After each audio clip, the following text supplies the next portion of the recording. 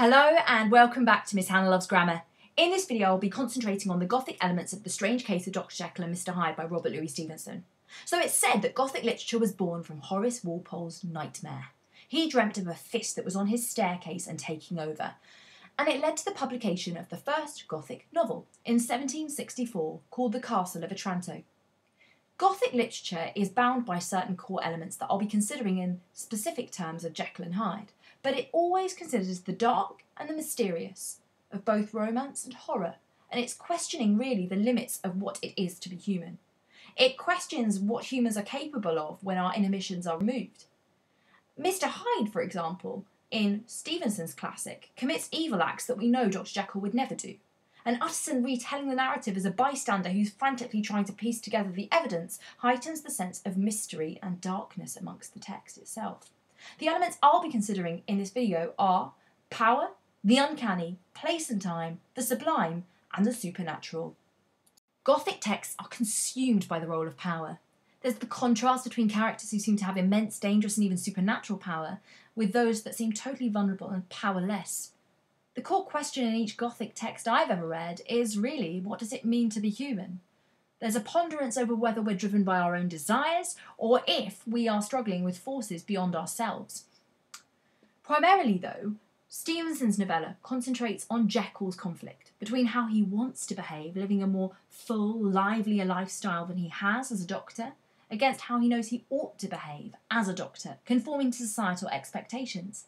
The decision he takes to try to divide these two parts of himself into two separate beings is fascinating for the way that it uses the power of science to unravel the truth of humanity. It's in chapter 10 in Jekyll's statement that he refers to both sides of my intelligence, doomed to such a dreadful shipwreck, that man is not truly one, but truly two. There's a kind of logic in his initial thinking that he's revisiting here, but the language, doomed to such a dreadful shipwreck, accentuates how unnecessarily poor a choice it was and how it's left him ruined. Doomed, dreadful, shipwreck. The semantic field of ruin here, which definitely reconciles how this once powerful man who was respected by society becomes someone who is totally isolated. It's interesting, another phrase in that chapter is respect my silence. He's writing his statement for Utterson to read, and it stresses his isolation. He's totally powerless now to share his problems even with his closest friends, because he's taken on the power of something beyond himself and is now unable to contain it. Another pivotal element of the Gothic as we now see it is the role of the uncanny. Now, this is a term that was coined by the psychoanalyst Sigmund Freud in 1919 in one of his essays where he describes it as a psychological experience of the strange familiar. It's when something new reminds us of something else, either from our own psychological history or something archaic from the past. And it's the idea of recognising someone who seems unfamiliar and seems strangely familiar in their very ordinary aspects. Now, here's how I would phrase it within the realm of Stevenson's novella. Everyone who meets Mr. Hyde describes him as looking evil. In chapter 4, the phrase is, their all haunting sense of unexpressed deformity is clear. He's short and odd. As a man that acts as a monster, he's much more scary than an out-and-out monster. It's the human element of him that's so gross. The idea of deformity is interesting because in many ways the characterizations in stage plays and even in films is often that he's an ugly character. But perhaps people who can see themselves as Mr. Hyde is what makes it so frightening. The idea that he is a human, not a creature. In chapter 8, Poole states there was something queer about that gentleman, something that gave a man a turn. You felt it in your marrow, kind of cold and thin. It went down my spine like ice. And then Utterson says, I felt something of what you describe.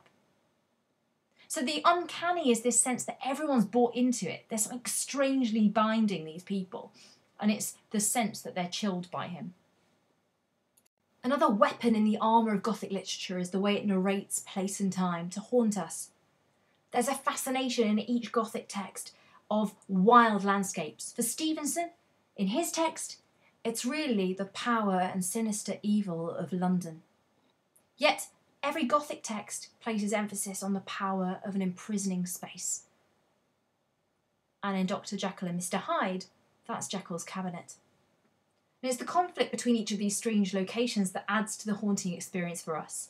The juxtaposition of the modern world with the past, and the violent conflict with the past erupting in the present. Stevenson is incredibly skilled at giving us details of a character's state of mind when describing location, as we learn when we're shown Mr. Hyde's lodgings. We can see Jekyll's taste in them, and also the character of each of these men. We're told that the lodgings are furnished with luxury and good taste. Now, these are adjectives I would use to describe Dr. Jekyll's taste, but also his character of good values, of upstanding, luxurious, positive qualities. And yet, there are qualities that we associate with Mr. Hyde that follow. It bore every mark of having been recently and hurriedly ransacked. The fact it's recent, the fact it's hurried, and the fact it's ransacked. These are quite aggressive, impulsive, even violent language choices. And it's the adverbs recently and hurriedly that accentuate the sense this is very different to the style of the furnishings themselves. This definitely resonates with Mr. Hyde. It's also important to note that Stevenson remarks that Jekyll walks on the street in a very public and free and easy manner, and yet Hyde has to use a shabby back door and rarely shows his face. It's clear that he, Mr. Hyde, is not really fit for public consumption. Let's now dwell on the setting, the very public, wild setting of London. Victorian London was haunted by fog.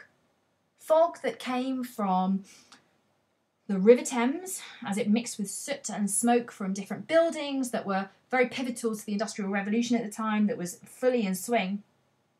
And the fact that so many coal fires were burning meant that fog rose up and was incredibly thick and hard to see through. So the fog is really atmospheric. It's very ominous and haunting. In chapter 4, London is described as the district of some city in a nightmare. And I can imagine it. If you can hardly see your own hand as you walk because the fog is so thick. What a beautiful location for a horror story. Another thing in terms of how the story is narrated, in terms of time, is Utterson's reactions as he walks towards Soho to where Hyde lives in chapter 4. He refers to the terror of the law. And this is definitely quite odd. Utterson is a lawyer after all, yet the atmosphere and the situation terrify him.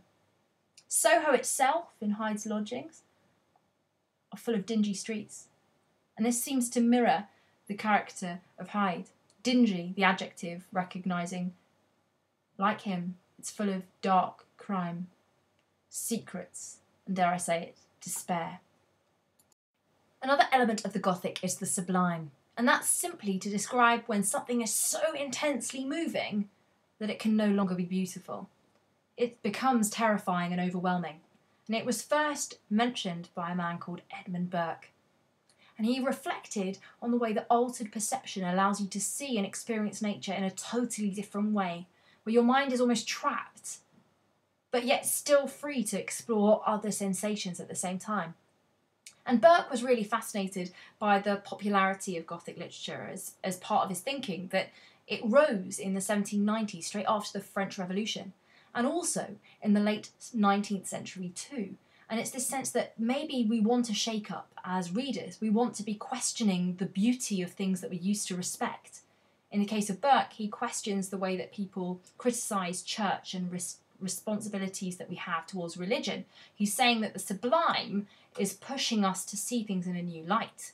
Now, Stevenson shows us with Jekyll and the development of the potion that in order for Jekyll to separate his true self from his respectable world, he feels trapped. The sublime, if you like, is the echo of a great soul, as Jekyll has an evil soul. And it seems as if drugs give a quick fix for the sublime life that Jekyll wants as Mr. Hyde. And he says himself the drug had no discriminating action. It was neither diabolical nor divine. It shook the doors of the prison house of my disposition.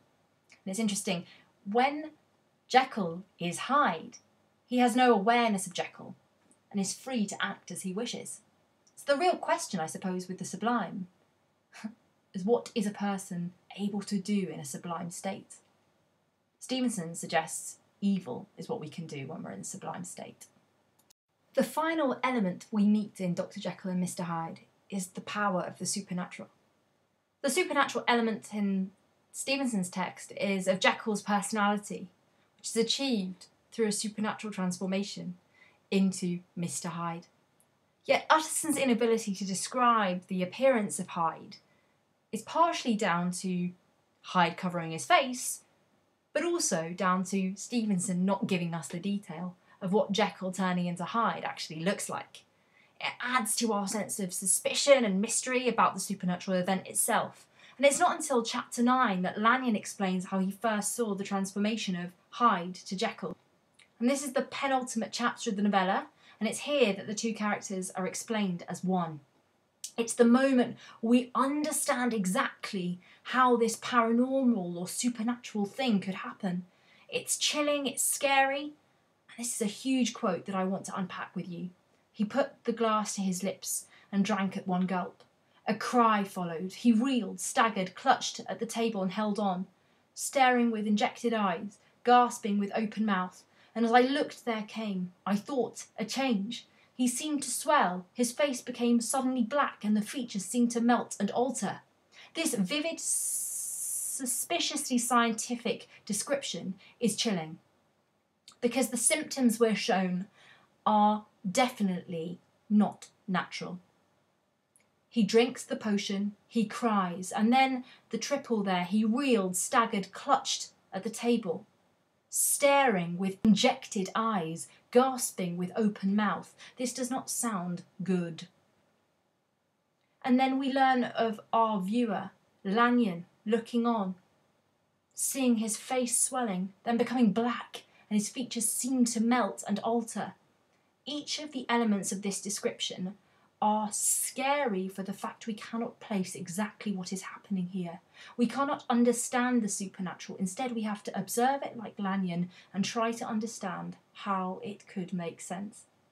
The power of Stevenson's text is definitely across all of the Gothic elements he chooses to combine. And it's chilling for the way that it's, on the one hand, totally unbelievable, but on the other hand, how the Gothic elements suspend our disbelief to bring us in to consider the horror of humanity. Why not subscribe to Miss Hannah Loves Grammar for all things English, literary and grammatical?